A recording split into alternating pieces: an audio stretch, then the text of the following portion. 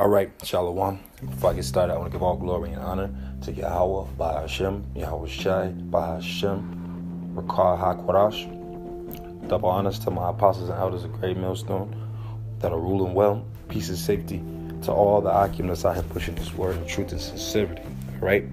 So I just want to do a response to the message that Elder Apostle Tahar said about basically men working and doing and really showing that they're really about this work. So I just wanted to read a few scriptures and go into a term that I always think of with this truth. Basically, it's a term called, I'm going to pull it up, which I, as you can see on the screen, I'm going to put this in the post-production, progressive overload. Okay? And progressive overload is something that if you are, if you're Jake and you exercise or you work out, you're very familiar with this terminology. All right, and because it's an actual bodybuilding exercise term. All right, so because even in the spirit, it's the same thing with your spiritual side that you are on your physical side. It's just a different work. But in the spirit, it's like in the physical, if I take you in the gym and we work out together, all right, and let's just say on you're on a bench press. All right, and the first time you get on the bench press, you able to do 95 pounds, 225s on a straight bar, okay, and you able to do that 10 times. All right, after a while, you're gonna be throwing that 95 10, that 95 up 10 times easy with probably one hand, just throwing it up there, no real thought to it. You just hop up under there and you just bust it out, But if you don't add a nickel or a dime on the side of that, okay, work your way up, then you're not gonna grow. That's what makes the muscles grow. The muscles, your physical muscles, grow from basically hitting it hard, tearing it down, and letting it build up by feeding it the nutrients. All right, by making sure you get the proper protein in your body. All right, because your muscles are mainly proteins and different amino acids. So you gotta feed it what it needs when it's torn down. Okay, same thing with the spirit. Your spirit, you gotta continuously push yourself. All right, that's what I got out of what Elder Apostle Tahar was saying in his when he called into the live stream.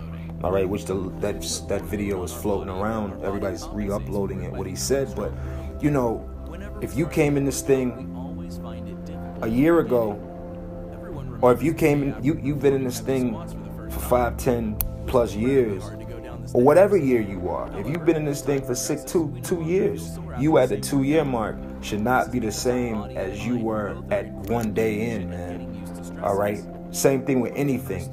When the scriptures speak of that, when much is given, much is expected, man. What is given to you? The wisdom, knowledge, and understanding. Here it is, you just eating, but you don't want to do your part to feed and do more. All right. So I got this website off of bodybuilding.com. It's entitled Progressive Overload, the concept you must know to grow. And it says, here are 5 ways to incorporate progressive overload in your training and continue making gains. All right, matter of fact, we'll stay here. It's going into it. All right. It says as a fitness professional, I see and hear a lot of things that make me cringe or bite my tongue. One of the biggest pet peeves is the gym member who comes in 5 times a week for more than an hour at a time and does the same exact full body workout with the same exact weight, sets, repetition, and effort for years and years, and of course their body never changed. So like I just said, sometimes if you, for instance, with me, brothers that know that I try to stay in the gym. Of course, the spirit have it where I have my moments where I'm lazy, when you gotta shake them demons off, but nevertheless, when I'm on my shit, I have it worked out where it's like, all right, I'm gonna follow this split for about 3 months. You know, I'm gonna follow a full body workout for 2-3 months. All right, okay, well, I did that. You know what? I'm gonna do a push and pull for another 3 months. All right, I reevaluate where I see my strengths, what I think will help me out in the long run. Maybe I do a high rep count. I might go in, instead of going in and getting on the bench and doing anywhere from 6 to 10 reps, I might go in there and do 4 or 5 sets of 15 to 20 reps. You always got to shock the body. All right, this thing of ours is not about being comfortable. It's not about finding a comfortable stride.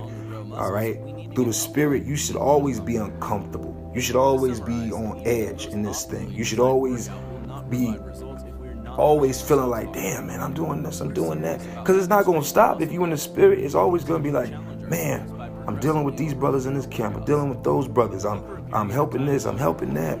I got to go over here and do a live stream with these brothers. I got to go do a lesson with these brothers. I got to do my own lessons. All right. But the Most High don't care. The scriptures tell you. All right. I think in the book of Baruch, all right, to seek the Lord 10,000 times more. All right. I believe I'm quoting that correctly. But basically, push for the Lord 10 times more, man. All right. If you're doing it 100% right now, look to do 1,000%. All right. Moving on in this article, it says, I can't imagine anything more discouraging than doing the same thing over and over again and not occurring incremental gains, or maybe I'm just insane. All right, the same thing with the spirit. All right, the scriptures speak about quenching the spirit, and what the Apostle Tahar was trying to do is light a fire in men so that men don't quench their own spirits. All right, with anything, if you out and you got a big fire, all right, and you cooking, all right, like with men in the Midwest or certain parts that are known for their barbecue, Kansas, Texas, North Carolina, South Carolina, you know, different regions, when they cook, let's just say something like beef brisket, all right, something that might take 15, 18 hours to cook, all right, they might start with a few pieces of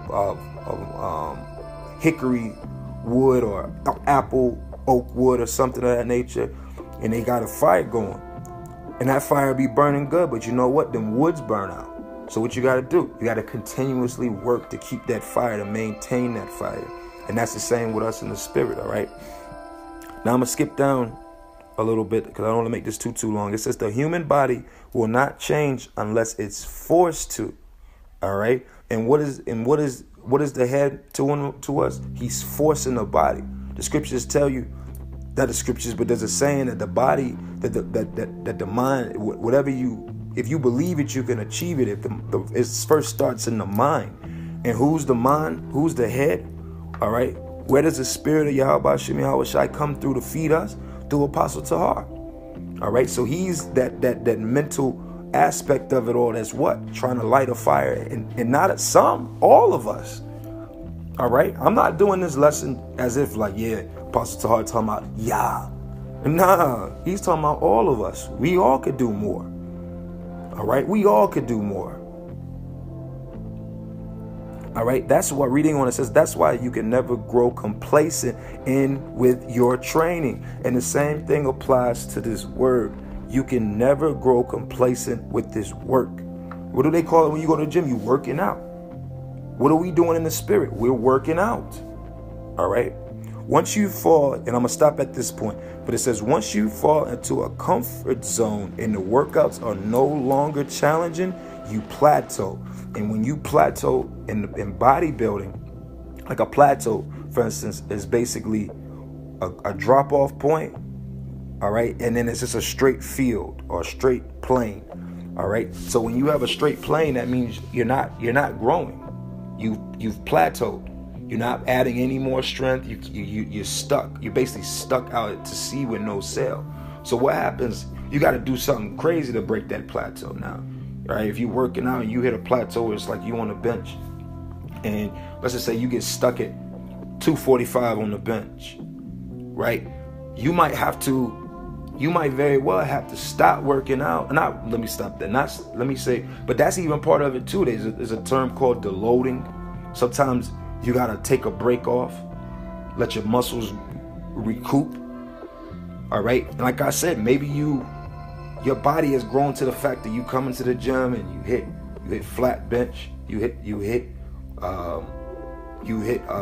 incline with the dumbbells, you do some incline flies, right? You do some dips. The body learns your routine, so it just plateaus. It's like it got you figured out, man. You're gonna come in here, you're gonna do chest, you're gonna hit chest first, you're gonna hit flat bench, you're gonna go to incline. We got you figured out. So what do you gotta do to break that plateau? You might come in and hit push-ups first. Your body be like, oh shit, okay. Then you get under the bench, and instead of doing, like I said, 8 to 10, you might blow it out and be like, man, I'm gonna do 15 to 20 reps. And like I said, this is all spiritual. Don't think that you could just force your course and just come into this thing and now, well, the apostle said do 3 videos, so I'm gonna go and do 15 videos a week. Nah, that's being over righteous. You gotta